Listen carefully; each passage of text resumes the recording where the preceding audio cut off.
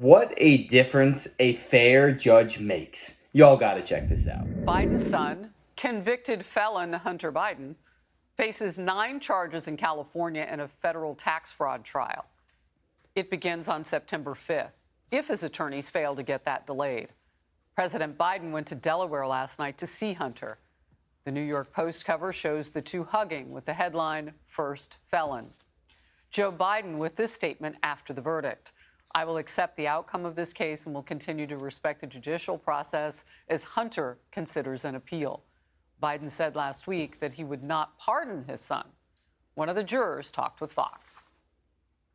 You can't help but take some of these things as a factor. You look at it, you look at this thing, and then at some point where you just got to turn away, and focus more on what the defense is saying, what the prosecution saying. Nobody's above the law, no matter who you are. So that did not play a factor in my decision. It was not politically motivated. Politics played no part in this whatsoever. I respect the heck out of that juror right there, because it is a lot easier said than done when standing up to these people right here. Because if history has told us one thing, it's that these people do not play fair, they do not play nice. If you stand up and do the right thing at their detriment, you are public enemy number 1 in their eyes. So it takes a lot of bravery to stand up and do what they did, which at the end of the day is the right thing to do. That was from President Biden 2 Fridays ago. Special counsel David Weiss also talked after the verdict.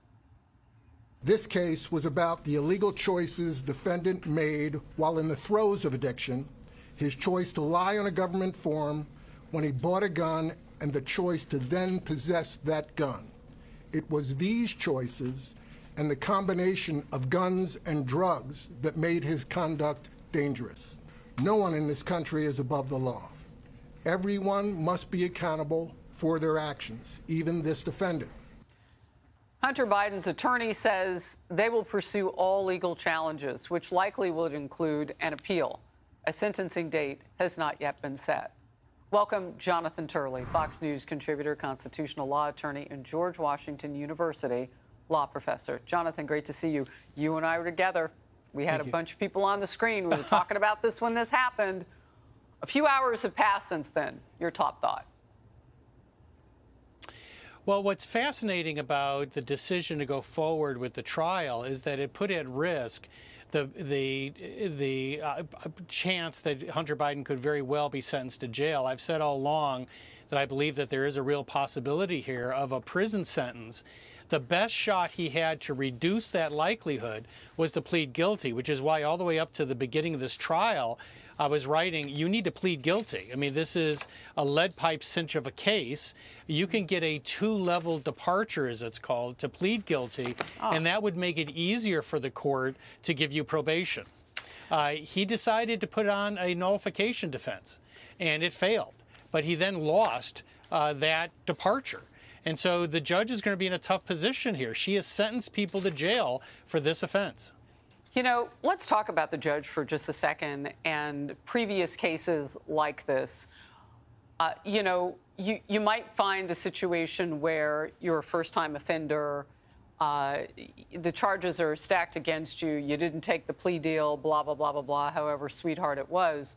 But one of the main factors in this from our coverage yesterday as this was breaking came from Judge Jeanine Pirro. She said, if he had pled guilty, you get points for that in the judge's mind in the scope of what happens with sentencing. Was it bad judgment? Was it up to him? I mean, what happens behind the scenes when you have a shot to not face a trial? Well, there are reports out today that many of the Biden family believed that a Delaware jury would not convict Hunter Biden. This is, after all, Bidentown. This is their hometown. This is the son of the favorite son of Delaware. And so I think that there were some people in the family that were shocked by the quick verdict. In my view, this was not worth the risk because this is not someone that defense counsel is going to want to see given a prison stint. But the best way to avoid that is to plead guilty, get those points with the judge. Remember, this judge watched that sweetheart deal fall apart in her courtroom. She triggered it. She simply asked the prosecutor, have you ever seen a deal like this? And he said no. And the whole thing just burst into flames.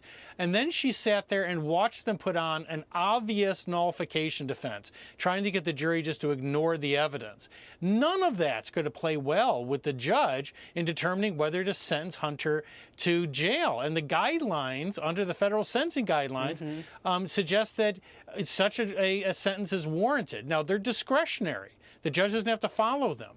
But none of that helps when it comes to that decision by the judge. It really does baffle me because say what you will about the Bidens and how they're not the most intelligent people, they have to be somewhat smart because Joe Biden is the most powerful man in the world right now, which makes you wonder why the heck did they not just plead guilty? They actually think they weren't going to be guilty? Like, the risk to Joe Biden's legacy is paramount. If you're the president of the United States and your son is found guilty of a felony, that is massive. I don't think that has ever been done before, and I don't think it will ever be done again. This is major, and I cannot believe it is not being talked about more. Side on no one is above the law, for example.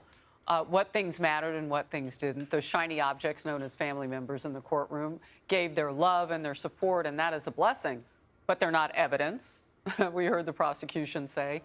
Yeah, I mean, none of it worked, as you said. Manhattan District Attorney Alvin Bragg here in New York and prosecutor Matthew Colangelo have both agreed to publicly testify before the House Judiciary Committee next month. And the hearing is set on July 12th, one day after former President Trump faces sentencing for those 34 charges in his New York criminal trial. House Judiciary Chairman Jim Jordan says, and this is a quote, "This hearing will examine actions by state and local prosecutors to engage politically motivated prosecutions of federal officials." What do you make of this? And what could we get out of it? People are kind of becoming numb to Congress's hearings. Is this one going to deliver something that we might not think of?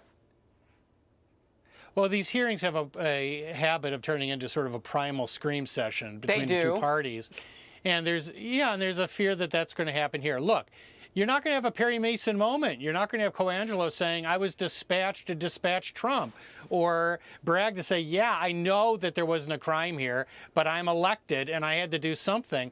None of that's going to happen. They're going to deny having any direction. And by the way, you didn't need to have direction in this case. The politics for Bragg were all too obvious. He threw a flag on this case. His predecessor stopped the case going forward. So Bragg had already expressed his skepticism, and then his lead prosecutor resigned, wrote, in my view, an unethical book while this case was still pending to pressure him, and it worked, and he caved. Is he going to fess up to all that? Of course not. He's going to say, as the jury found, there was a real crime here. So we're going to have to wait for the appellate process. Trump is going to have a hard initial time, I expect, in this Trump system. It has not garnered a lot of faith for many of us. But I think ultimately it'd be hard for this verdict to be sustained through state and federal appeals. Yeah, I mean, I don't care if you're the most staunch Democrat out there. You have to admit, this case against Trump is politically motivated. If he was not running for office, this case would not be had. The only reason they're going after this man so much is that he is a threat to everything they hold dear. He is a complete polar opposite of everything that Joe Biden is. Everything that you hold dear in Joe Biden, he is completely 180 degrees different. But at the end of the day, the thing that you really have to keep in mind is that they raided Barron Trump's room before they ever did Hunter Biden. And Hunter Biden has the laptop from hell. That tells you everything you need to know about the justice system here in America.